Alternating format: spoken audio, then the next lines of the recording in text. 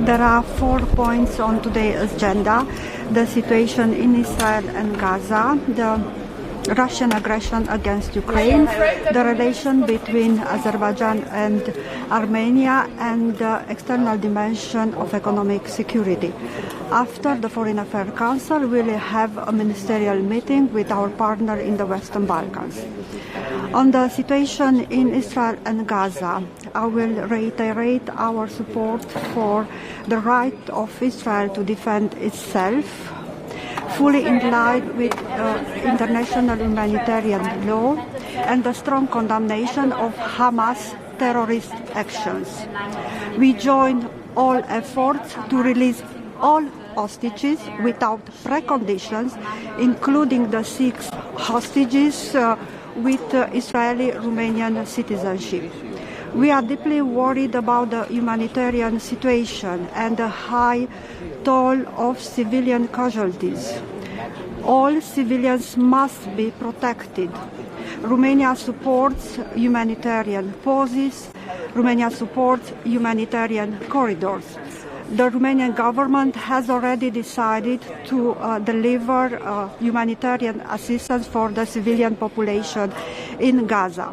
I will also focus on the evacuation of Romanian citizens and their members of families from Gaza. So far, around 220 Romanian citizens with their members of families have been safely evacuated from Gaza.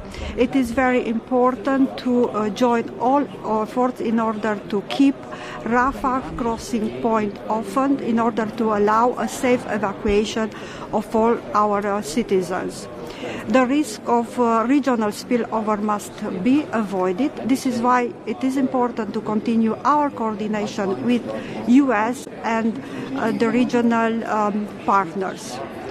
Romania also supports an increased role of the EU in resuming the political negotiation for the two-state solutions. On Russia aggression against Ukraine, I will stress the need to prepare a comprehensive and solid package of support for Ukraine to be adopted at the European Council in December. We need a strong political message. There is no room for hesitation. There is no room for fatigue in our steadfast support for Ukraine. In our view, this package should include a political agreement on a comprehensive EU facility for Ukraine with a special envelope for Ukraine within the European Peace Facility, a political agreement on the EU commitments for Ukraine, security commitments for Ukraine, and opening the accession negotiation by the end of the year for Ukraine and Republic of Moldova based on the Commission recommendation. It is equally important to keep the pressure on Russia. This is why Romania supports a swift adoption of the 12th sanction package against Russia.